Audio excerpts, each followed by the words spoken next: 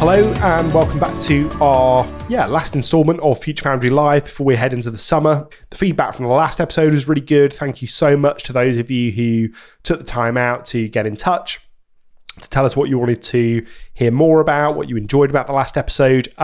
If you have been with us for the last few episodes of Future Foundry Live, you'll know that we've been focusing on how to help you to identify better opportunities for innovation, focused on helping you to de-risk the development of new ideas, and essentially showing you a more effective way to validate new propositions in market. And then in our last episode, we looked at how, as corporate innovators, you can use the VC mindset to make better investment decisions. And I heard from a lot of you after the last episode, and what you said was that you're all experiencing just a pretty tough time, right? Macroeconomic forces are essentially conspiring against you, and as a result, you're being asked to do the same as last year, or more in some cases, but with less, right? Less in terms of budget, less in terms of headcount, less in terms of room for error. And you told us that in this episode of Future Foundry Live, that you wanted us to focus on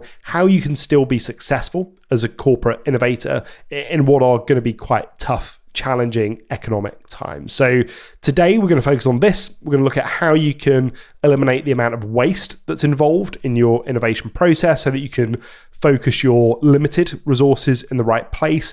And the other thing that you told us you really enjoyed was our office hours segment. Last time we were joined by Chris Carmichael from TUI, and I'm super excited to say that today we're joined by someone who can really speak to how corporate innovation works inside what is probably one of the world's most beloved companies. We've got Soren Lethen from Lego Group joining us today. For those of you that are new to the show, hello, I'm Jacob, CEO and co-founder here at Future Foundry, and I've spent the last 16 years in corporate innovation, helping some of today's biggest companies like Hilton, General Motors, HSBC, Walgreens to overcome innovation inertia and invent new ventures, products and services. And having this ability to be able to innovate in a really systematic, scalable, predictable way is incredibly important, right? Because every established company in every category, in every country around the world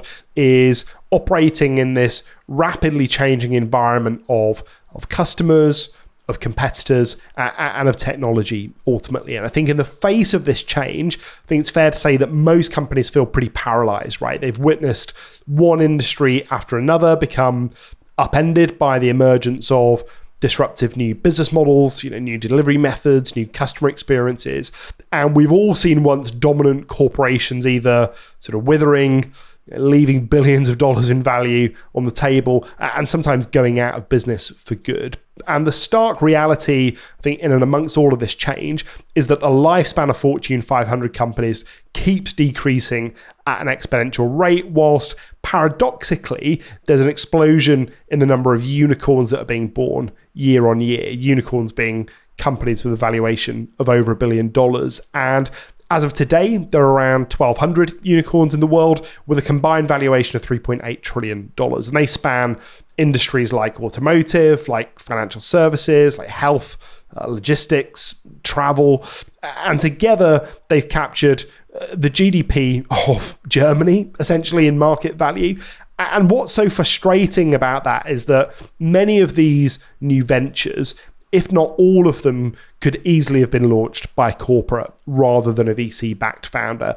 I think especially when you consider all of the advantages that corporates have over startups in terms of established reputations, access to thousands, if not millions of customers, and that availability of working capital. In other words, our belief is that unicorns really have succeeded for no other reason than because corporates, as the incumbents, have kind of let them, right? But what if we could leverage all of those advantages of corporates that I just talked about and tap into this change that's happening around us to, build new business models that accelerate growth, to develop new products and services that fundamentally redefine what our business is? And what if we could use this change and use these advantages to reimagine how people are served and to create more modern, relevant, delightful experiences for them? Well, I think the will amongst most corporates is there, but I'm not sure that the ability is right, because developing new things inside established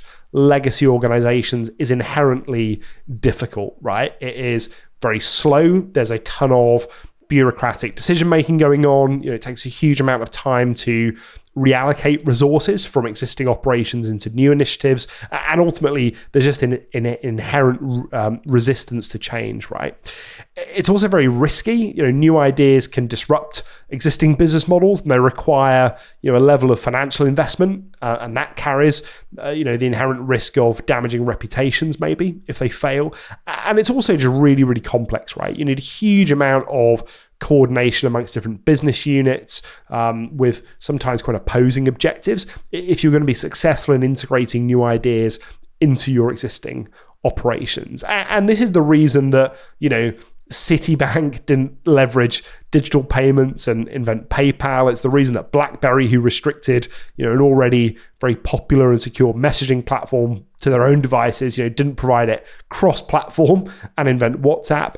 It's the reason that FedEx, with their expertise in shipping and logistics, didn't invent Shopify. It's the reason that IBM, a world leader in enterprise software, didn't invent Slack. And it's the reason that Marriott, not anticipating the potential of the sharing economy, didn't invent Airbnb.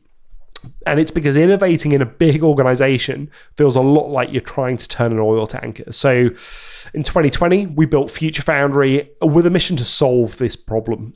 So we're the corporate growth incubator, and we work with people that we call frustrated change makers to help them to overcome this internal inertia by giving them a superpower, the ability to accelerate, to de-risk, and to simplify the development of their next breakthrough proposition. And we do that by combining the major advantages of a corporation with the proven methods of the world's leading startups. And it's this potent combination of our design thinking, lean startup, and agile expertise, along with our clients' established brands, their domain expertise, their access to customers, that makes working with Future Foundry feel a lot more like being on this speedboat rather than an oil tanker.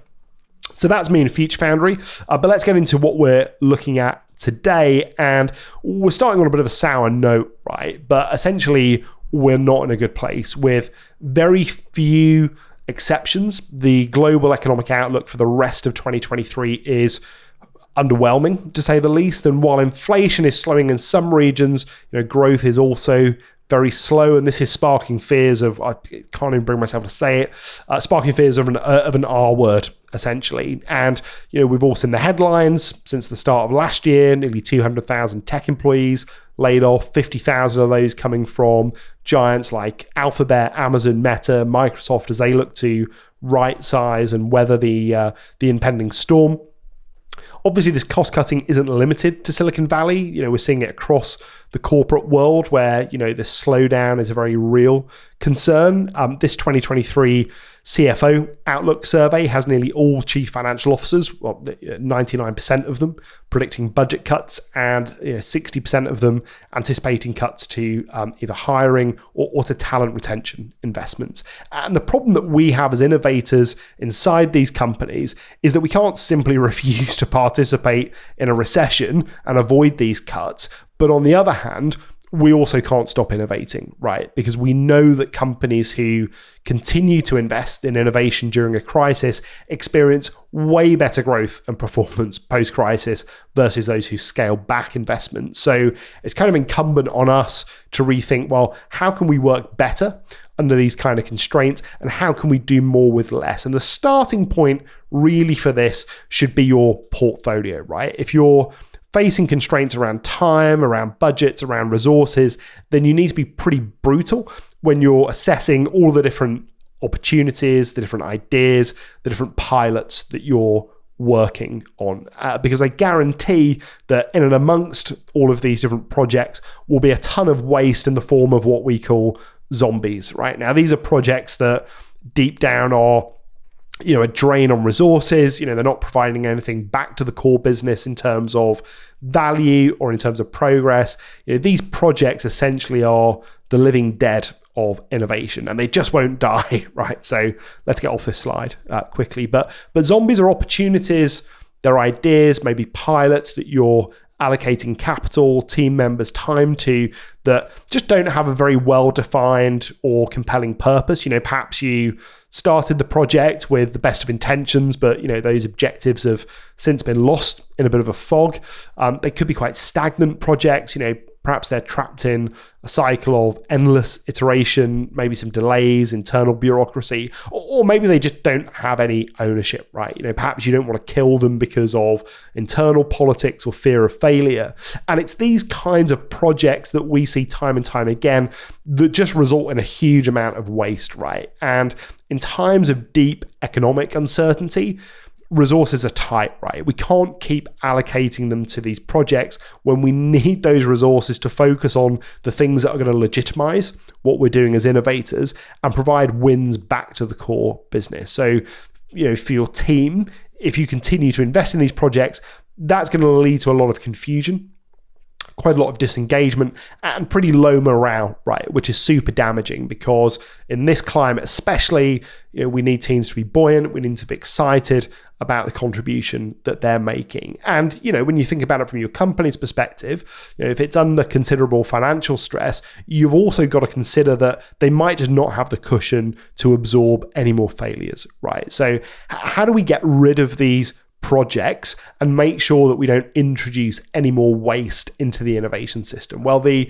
answer really lies in what we call fit. Now, before the 90s, the traditional approach to product development followed a pretty linear process where companies would create a product, then try and find a market for it. But this is, something that led to massive failure rates. Companies started to realize that they were essentially ignoring market needs. And then, in the 90s, we saw the beginnings of the lean startup movement, the introduction of Steve Blank's customer development methodology. And this methodology essentially prioritized learning about the customer's problem and finding a market for the product before investing in fully developing it, which sounds like obvious now, but pretty revolutionary from a product development perspective in the 90s. And then in the 2000s, this term product market fit was coined by Mark Andreessen on the left here, of Andreessen Horowitz fame. And it's essentially shorthand for being in a good market with a product that can effectively satisfy that market. And then when Eric Ries released the Lean Startup book in the 2010s, this concept of fit got popularized even further. So it took Blank's customer development methodology on one hand, combined it with Andreessen's concept of product market fit, and the Lean Startup really centered on the idea of developing an MVP or a minimum viable product, testing it out in the market, learning from customer feedback, and then iterating until you find that sort of product market fit. And since then, this concept of product market fit especially has become very widely accepted. It's implemented a lot in the startup world. It's represented a paradigm shift essentially in product development, not just product development, but probably entrepreneurship too, right? Because it emphasizes the importance of understanding the market and the needs of the customers first before investing significant resources in product development. And we do that today as innovators in our pilots, right? We make sure that there's sizable market demand for the new product, the new service that we're developing, because if it doesn't, then investing in rolling those out is going to be really, really costly, right? But product market fit as corporate innovators isn't the only fit that we need to be aware of, because before we even get into pilots, we have to have ideas, right? And we also have to make sure that, before our ideas even turn into pilots, that they have what we call problem solution fit. So, is this thing that we're working on actually solving a genuine and significant customer problem in a better or maybe a more efficient way than existing solutions do that? Or is it a solution looking for a problem? And before we even get to ideas, we should also be making sure that the opportunity areas that we're working in, align with our company's strategic objectives, with the resources that we have available, the skills, the culture of the business. Otherwise, there's very little point in developing ideas, much less pilots within this space. And these different kinds of fit, they kind of exist across the innovation lifecycle. At the very beginning, before we even invest in understanding customer problems and developing solution concepts, we have to make sure that we're playing in a territory which has opportunity company fit. And then when we've invested in understanding customer problems and developing solutions, it's at that point we have to ensure that there's problem solution fit. And it's only once we've done that we can sort of run pilots, start to find product market fit and generate what is hopefully sort of perpetual growth. But how do you know whether you've achieved fit at these different junctures? If you're reviewing your portfolio, you're looking at the different projects that are in it right now, you're going to need some criteria to look at. So I'm going to break these down for you. So first of all, let's look at opportunity company fit. And I want to show you an example, first of all, of what great company opportunity fit looks like. So launch of iPhone in 2007. I know this is a trope, but bear with me because I think it's super relevant to company opportunity fit. Apple was already widely known for its design-focused approach. It had incredible success both in terms of personal computing and in digital music, as we called it then. I guess we just call it music now. They had iTunes, on both the Mac and the iPod. And I think now when you look at iPhone in hindsight, it's probably the most natural extension of Apple's existing product line because it leverages all of their expertise in design, leverages a huge existing customer base, and it also leverages the relationships that they had with content providers. And it was a device that Apple could pretty seamlessly integrate into what was already, even before the App Store, quite a thriving ecosystem. So through that lens, mobile phones for Apple, a fantastic opportunity right now.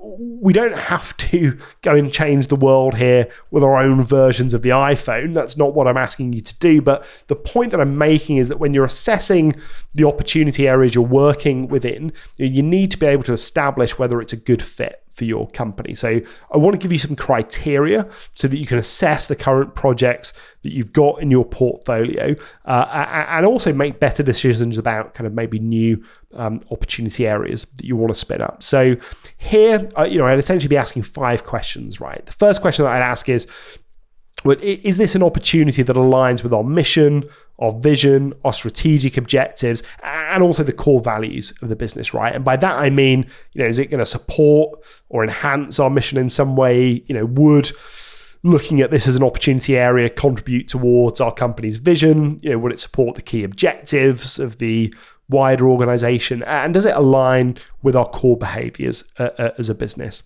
I'd also be asking, whether you have or whether you could procure all of the required sort of financial resources, human resources, other assets that you might need to pursue ideas within this opportunity space. And by that, I mean, is there any budget to go and test ideas within this space? Have you got the design thinking, the lean startup, the agile expertise that you need to be able to explore it properly?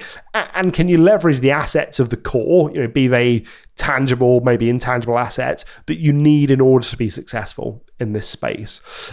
I'd also ask whether your culture is supportive of the opportunity and whether there's an appetite for it. If your core business wants you as an innovator to focus on disruptive innovation, and this feels more like, like an incremental or an adjacent opportunity area, then it's going to be worth rethinking whether you pursue it, right? And if there's a lack of appetite, whether that's because, as an opportunity space, it's considered too risky, maybe it doesn't align with the personal goals of your sponsor, it might not be a good use of resources, right?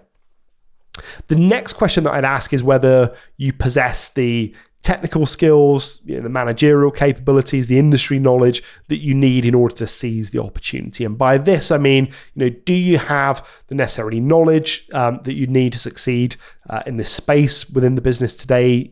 Those could be technical skills like software engineering, could be managerial capabilities, financial management, industry knowledge of the regulatory environment, for example. And finally, I'd be asking, does your existing organizational structure support the execution of something within this space, right? So if you had to spin up a new entity to pursue it, for example, would that be a straightforward thing to do structurally? If you're going to need to work with teams in other markets, maybe other team members in different business units, different functions? Do you work in a structure that facilitates that kind of collaboration? And if the answer to any of these questions is no, then you shouldn't even think about finding ideas within these opportunity spaces, right? Because they'll get killed later on down the line, and you'll be wasting just a ton of valuable resource in the meantime. This is a bit of a throwback, not as much as iPhone, but if you remember Google Plus, it's a pretty classic example, I think, of bad company opportunity fit. This is essentially Google's adventure into social networking. It was designed to compete directly with Facebook. Has some pretty unique features that I remember. There were like circles, so you could group the people that you're connected with into different spaces, like work, hobbies, home. It used Google Hangouts for video chat, but it didn't really resonate with users at significant scale, right? And whilst in that sense it didn't find like product market fit or problem solution fit, those weren't really the issue here, right? The issue here is that there is just no company opportunity fit between Google and social networking, right? It should never have been a product. Google is a company that is organized around search, around information retrieval. Their core strengths lie in things like algorithms, search optimization, advertising. They don't really have any alignment with social as an opportunity area, which is driven by, very different kinds of user behavior, very different kind of network effects. And in 2019, after a quite painful, I assume very expensive years, this got mothballed entirely.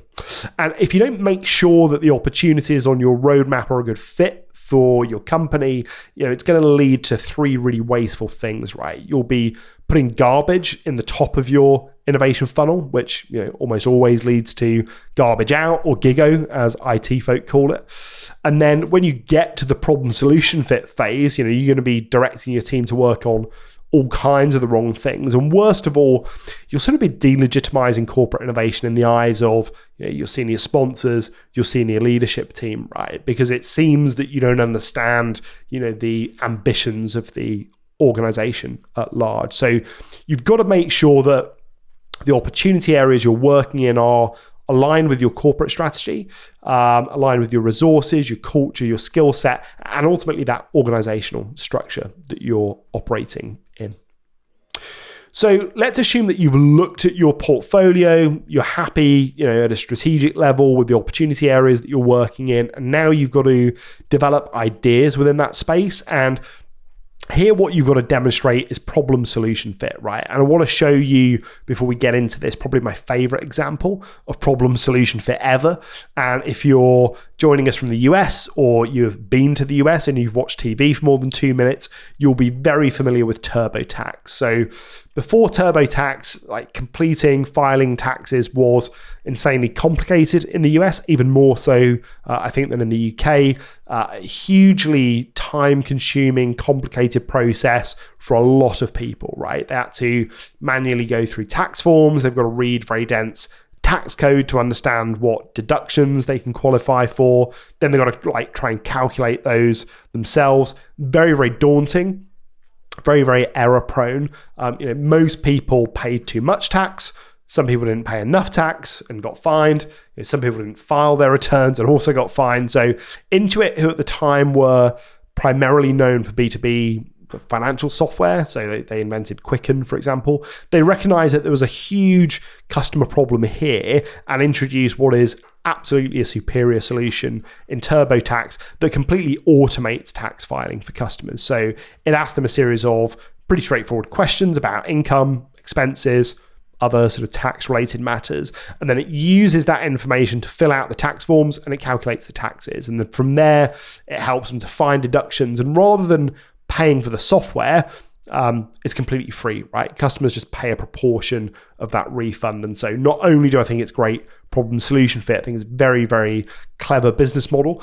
It saved people time. It's reduced the risk of errors, save them a ton of money, and millions of people use TurboTax every year. And this, to me, is what finding problem solution fit really looks like. And to establish whether the ideas that you're working on right now or that you have in your portfolio have it. Again, I want to give you some criteria that you can kind of measure against, right? So the first question that I'd be asking is, has the problem been clearly defined and understood, right? And by that, I mean, have we spoken to customers and established whether the problem that you're working on actually exists?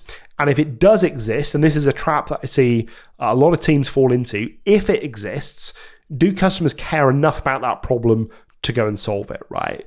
Does it cause deep enough pain? Without this foundation, you're going to run the risk, I think, of developing solutions to problems that, yeah, people might have, but they don't really care enough about it to pay for a solution.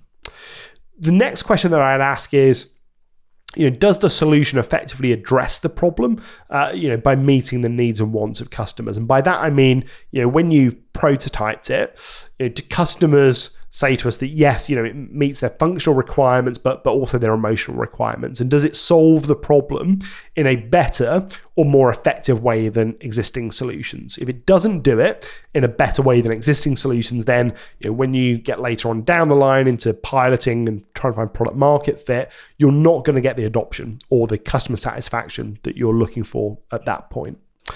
The next question that I'd ask is, do customers find the solution valuable, easy to use? By this I mean, if customers found that it addresses their problem, that's kind of only part of the equation, right? Like, would they pay to use it? If so, like how much, or how much does the problem cost them today? And if they would, then great, but it's also got to be easy to use, right? If it's creating more problems than it's solving, then that's clearly not a good place for us to be in. The next question that I'd ask is, have we iteratively refined this solution based on customer feedback and testing? If the answer, especially to the last question, was no, then have we made successive versions or iterations of it? Are we improving it based on feedback and insight? And also, have we validated this at scale, right? Not just with a handful of customers in a focus group. And the final question that I'd ask here is a really important one, right? Is this solution technically feasible and commercially viable? Can it be achieved technically? Either with your existing technologies, existing skills, resources, or by borrowing them and bringing them in. If not, then that's a pretty insurmountable roadblock. And the next question, the second half of that, is it commercially viable? Can you sell the solution at a price that customers are willing to pay? And is the market big enough? Desirability really is only a third of the equation in problem solution fit. You've got to establish feasibility and viability too. And again, you have to be able to tick yes to each of these questions, right? Because these are questions that anyone who ultimately invests in this idea, whether that be for a pilot or for a rollout, those are the questions they're going to ask you. And if you're working on an idea and not generating evidence for these questions, then you're wasting time, essentially. These are the only thing that should matter at this stage. In 1993, in a baffling waste of huge amounts of time, money, resources, and Pepsi launched this product called Crystal Pepsi. Basically a clear, sort of caffeine-free version of Pepsi that was marketed as like a healthier, more pure alternative to regular colas, and the company spent a huge amount of money on this. But the problem that Pepsi assumed people had, so wanting a healthier cola alternative, in reality just didn't exist, right? It just wasn't a concern for most soda drinkers, and they also didn't really associate clear beverages with cola, didn't necessarily see the lack of color as an improvement or a reason to switch, and ultimately, like, they didn't find this as a solution to their problem that doesn't exist to be a compelling enough reason to buy it, right? And in 1994, the whole Crystal Pepsi misadventure was scrapped. So if you don't make sure that the ideas that you're working on solve an actual problem with a demonstrably better solution, that's going to lead to three things, right? You'll be spending time working on solutions that you have to then go and find a problem for, which is time consuming and basically just completely the wrong way round. You'll be working on and prototyping ideas, be that digitally or physically, that nobody cares about. And you'll be jumping from the relatively inexpensive endeavor of working on ideas into the relatively very expensive endeavor of product development, right? Way too quickly. So make sure first that you deeply understand the problem, that you have a solution fit, that customers agree that it's a great solution, and that the solution is something that you can make and that will generate a return. Okay, finally, let's look at product market fit. Concepts that we've all probably heard about. I think a lot of people misunderstand it. This is what great product market fit looks like. When Toyota introduced Prius in 97, it was a time when concerns around rising fuel prices, the environment were becoming very widespread. There was a massive market of consumers who were very interested in more fuel efficient vehicles that could reduce cost at the pump, lower their environmental impact. And the Prius offered significantly better fuel efficiency than anything else on the market at a massively accessible price point. And it's these things combined that helped it to become, I'm pretty sure, the best-selling hybrid in the world. In other words, Toyota was in a very good market with a product that absolutely satisfied it.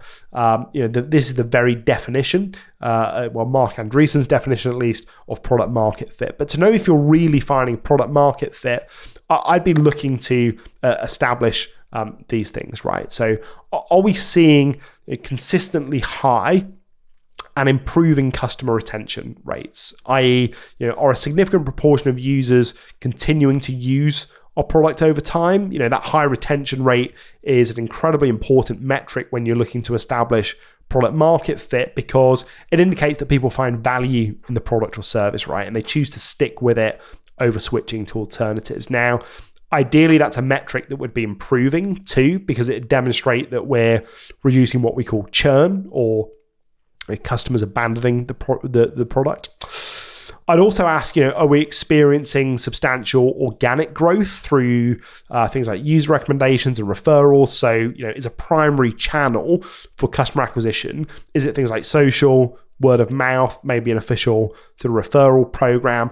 If it is, then that's a really strong indicator that customers find value in what we're building. The next question that I'd ask is, does the majority of our feedback indicate satisfaction with our ability to meet the needs of customers and to solve their problems? So, from a sentiment perspective, is the common theme, it doesn't have to be absolutely everybody, can't please all of the people, but is the common theme that people find the product to be worthy of their time or the money that they're spending on it, right? This is a really good leading indicator, because it's going to speak directly to that previous point around organic growth.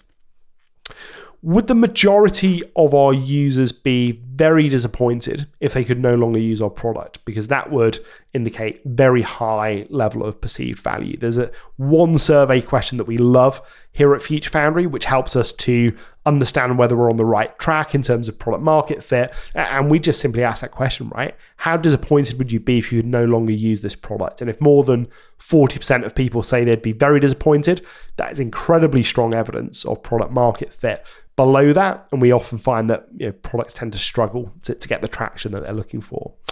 And the final sort of question that I'd be asking here is, are we observing an acceleration in usage as shown by increasing user purchases, signups, activity? You should really be seeing quite a noticeable and increasing trend line in customer activity over time, rather than consistent or maybe sporadic usage, especially if there are more purchases, right? That's a sign that the product is providing value, that people are willing to pay to access that value. And this is what product market fit is all about, right? It's about these positive signals once you've got a pilot out in the world. And you can't really say that you found product market fit without proving these things, right? And if you can't find that product market fit, that's fine, right? But you should kill the pilot and move on to what's next. I think Microsoft's Zune media player from back in 2006 is a really interesting example, because it's something that actually has quite a lot of company opportunity fit. It has problem solution fit, but it does not have product market fit. The market for standalone portable music players in 2006 was already dominated by the iPod, so they're not in a great market. And by the time Zune was launched, the market itself was beginning to decline even further because of the rise of smartphones. They can obviously play music, do much more. So that's leading to a decrease in the demand for this sort of standalone media player. And it's also a pretty bulky product, way less intuitive in interface terms to the iPod. So this is kind of the opposite of being in a good market with a product that satisfies it. And if you don't make sure that the products that you're testing in the real world satisfy the needs of a big enough market, that's going to lead to three things, right? You're going to be hiring teams to sort of run businesses that shouldn't really be businesses. You'll be turning things that to date have been relatively cheap to produce into, production ready products. That is a very expensive endeavor. And you're going to be building a business ultimately, which requires just a significant amount of investment. You've got to test and de-risk it first by making sure that you can acquire users, you can generate revenue at a significant scale before you start to fully invest. Now, I think if you looked at your portfolio today through this lens, I wonder how many of the projects that you're working on are wasting time, wasting budgets, wasting maybe even hard-earned political capital that you've been developing.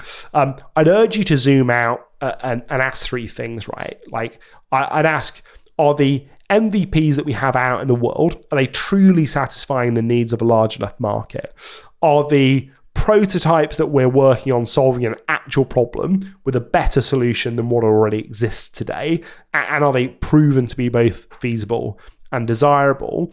And I'd also ask, are the territories that we're working in, do they align really well with our core business strategy, our resources, our culture, our skill set, our organizational structure? This economic climate that we're in, I think will be very unforgiving for innovators who are spending the time, their money on innovation theatre and are not laser focused on generating evidence for fit. So kill your metaverse projects, essentially. I'm joking. I'm sure somebody somewhere one day will find product market fit for this. Look, I think the best way to make sure that your portfolio has fit is to obviously be relentlessly focused on it from the beginning, right? And to stop doing anything that is peripheral to gathering evidence for it. At Future Foundry, there's 3 programs that we run with clients to help them to establish company opportunity fit, problem solution fit, product market fit. We do it in a very time-bound, outcome-driven way. So our Opportunity Navigator program is kind of 3 2-week sprints where we're doing kind of horizon scanning, doing an assessment of everything that we could do, only prioritizing the things that we should do because they have demonstrable sort of fit. Solution Incubator, that comprises 6 2-week sprints and 3 different work streams, one on desirability, what is it that people need, one on feasibility, what could we build, one on viability, how does it make money?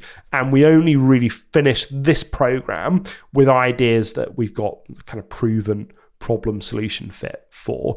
And then Market Accelerator, slightly longer programs, 12 2-week sprints where we're focused on designing product market fit experiments, building out a minimum viable product, continuously testing with our experiment toolbox until we can build a case to say either yes, this has product market fit, spin it in or spin it out, or like there's no product market fit here. So please don't spend any more time or any more money on it. If you want to steal those approaches or you want to work with us on those programs, you can find some time to chat with us here, and I'd be really happy to talk you through them, or just sit with you and review where your existing portfolio is at, whatever is most helpful. Okay, time for a very exciting office hours segment, the bit that you're all really here for. Very, very excited to have Søren, Concept Director from Lego, with us today. Søren, I'm mega excited to talk to you and hear from someone who's been there and done that on everything that we've just discussed. So before we get into kind of a Q&A, Søren, can you talk to us a little bit more about kind of you, a bit more about your background, what innovation looks like at Lego, and what your role is within that? Yeah, so my role is actually to help the different business units within Lego to innovate more, more efficiently, more practically, more high-end. Because there are, you see this a little while, I have a few examples of how we've segmented innovation into incremental and front-end innovation to actually reduce risk and reduce waste and time. So we've actually worked on these methods. And I will eventually also come to my role, which is now almost an internal consultant trying to help the incremental business that are so tied down in innovating for the here and now to reduce risk or to reduce costs, that they need to look a little bit into the future. So we've actually got 3 levels of innovation that I can unfold a little bit when we talk through it. Awesome. Great. I mean, one of the things that I'm really into, Lego has like a pretty rich history in innovation, right? And one of the things that I was really keen to kind of learn more about, and when we announced that you were kind of joining us today, a few other people kind of made the same point as well, is how do you make sure that the areas that you're working in, like the territories that you're going after at Lego, how do you make sure that they, I guess I'm speaking to company opportunity fit here, right? How do you make sure that they align with your core competencies? Like, is there a specific criteria or like a process that you've got in place? Like, how do you set your strategy at Lego in terms of those opportunity areas, and how do you evaluate that fit? Yeah. Thanks for that. I think what I can do is I can show a few slides, because I would actually like to start with how this is not only about setting the processes, it's actually how we also work as a culture. So let me just share with you a few slides. It's always easier to have something to look at when we look at it. And here you can see little me back in the days when I started my Lego career. Only a few years ago, sort of. Only a few years ago, exactly. No, so basically, just want to start somewhere. We're saying it's all about innovation culture. And our mission in Lego is to inspire and develop the builders of tomorrow. And that has a huge impact in, you would say, the long-term investment goals that we're bringing. So you can say to your question, we have these overarching innovation goals: innovate play, innovate the ecosystem around us, digital transformation, positive impact to the world. No surprises there.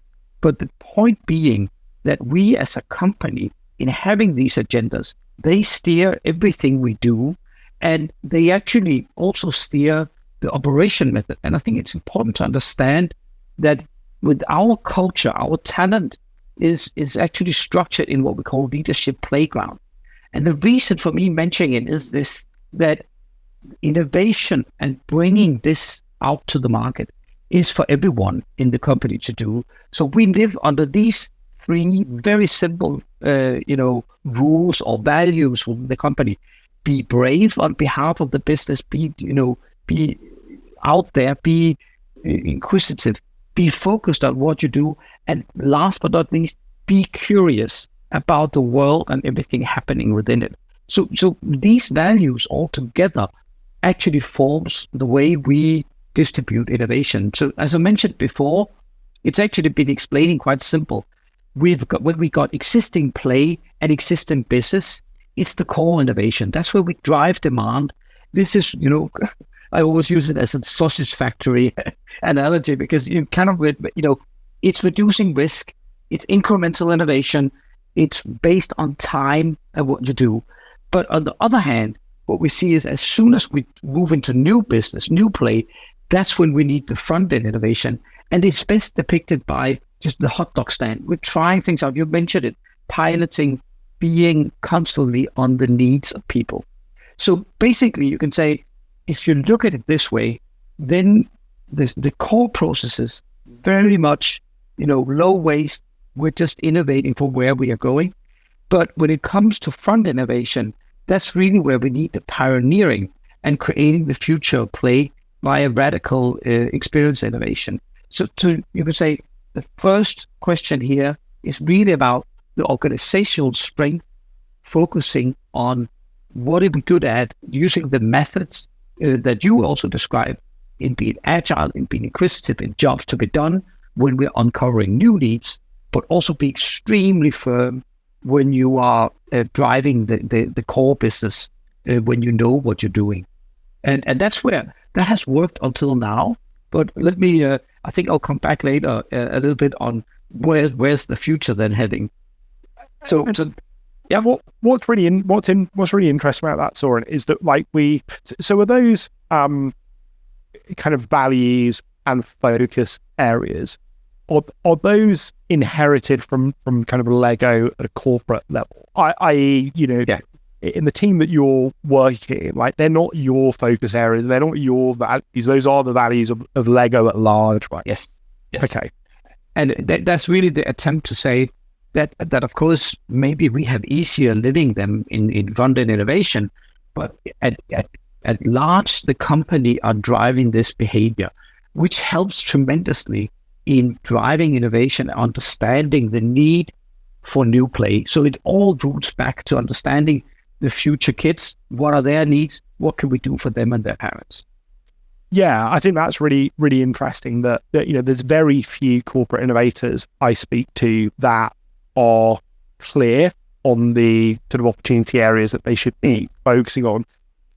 And there are hardly any of them that I speak to that are inheriting those focus areas from the mothership as well, right? Like they're usually developing those on their own. So yeah, having that alignment, just makes things not frictionless, right? But removes a lot of friction around company opportunity fit because the core and the innovation team are heading in the same direction.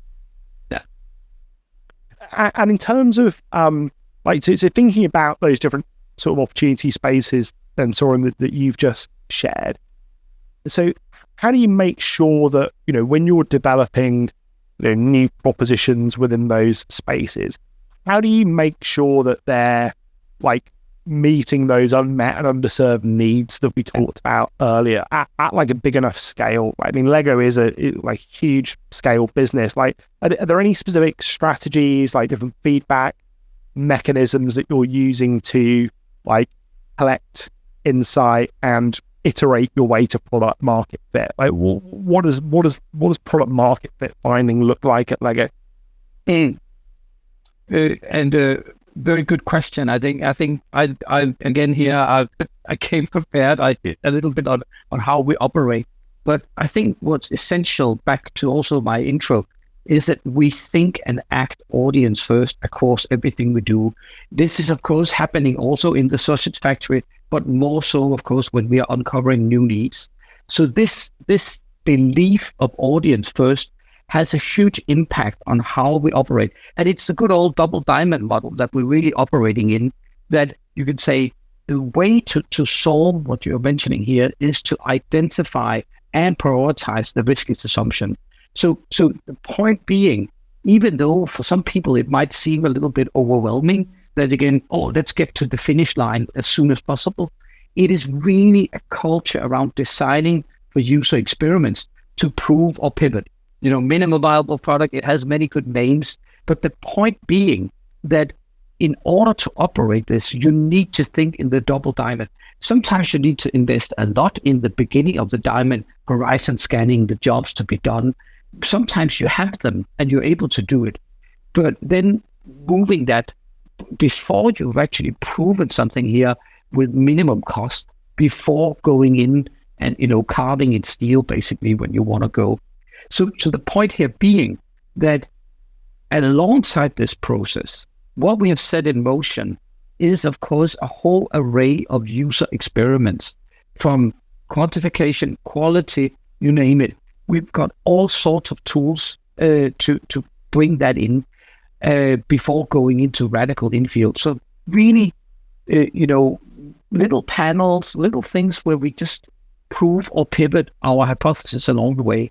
What is so interesting is that's proven and known methods and everything, in normal companies and so on.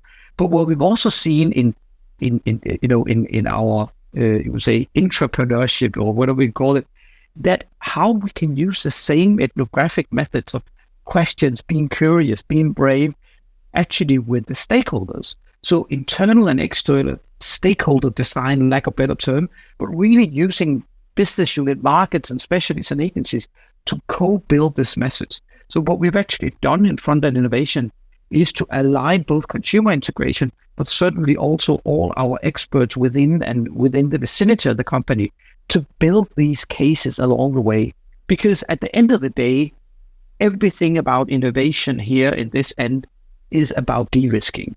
So actually we made this simple model that kind of said, yes, there is a lot of risk in the beginning, but it's okay. That's where you need to have the uncertainty and risk, as long as your investment levels doesn't reflect it. So this simple model you can see is actually how our management steer our innovation portfolio. We have loads of things cooking in the beginning, and maybe even just things coming in from the right. And there's low investments level in them. But as soon as you start getting closer and closer, we also increase investment and thereby also de-risk. So and it's very simple and then yes, very complex. But it's really that build-up that has really made our long-term investment valuable because we rarely go to market with something that doesn't fit at all. It has happened, though, I would say. Oh, you're muted, I think. Wow, I've only been using Zoom for like a decade. Okay. So thinking about so at the end of that process, like if there is an end of that process, you kind of talk about market pilots, and I guess we'd expect most people to find product market fit in that pilot phase. But interestingly, like and kind of just out of interest, really, I guess, what's the kind of scale of concept testing and user research that's going on before market pilots in order to demonstrate that product market fit?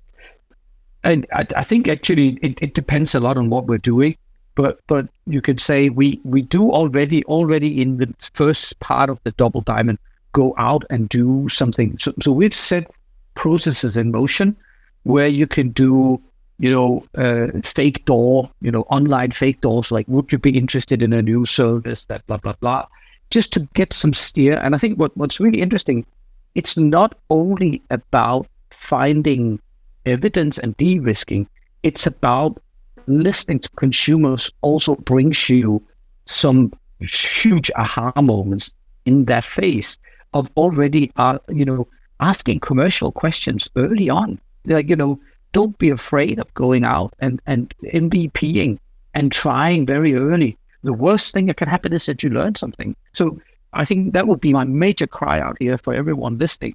Like, experiment, apply an experimental culture in innovation. Try things out as soon as you can and go out and learn from it, because it's both de-risking, but it's certainly also improving your innovation.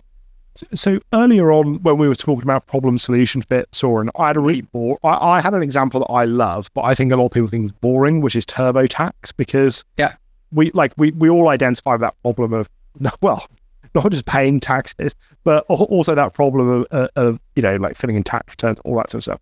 I love it. It's a little bit boring as an example. So, like, can you talk to us about like some good examples of like products, services that you've been working on at Lego that really demonstrate like problem solution fit and like speak to what the kind of problem and kind of better solution looks like?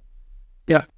So thanks. I think again, it's of course a little bit difficult with a lot of things being secret, but I have a few examples of how we operate. One is the organization part of what this means. And then secondly, some examples of what we've actually built in thinking like this. Because as I mentioned before, so just starting there, in our field of operation, there is this, division that we had up until now. But what we've seen lately is actually that the world, and I think you alluded to it as well, the world is changing so fast. Change is constant, and the risk of losing ground is so quick. So we have learned that not only in the core innovation and the front innovation, you need to think ahead. So as an example of successes, and I'll show you concretely what we did using this method. So please try it out and tell me what you want.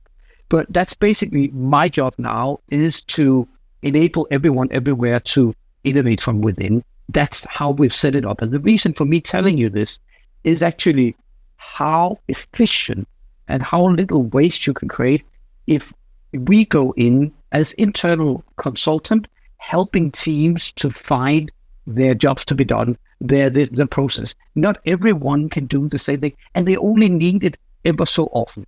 So we actually go in as innovation consultants and build that bridge between them, because it's really all about future-proofing the brands that's so essential for long-term success.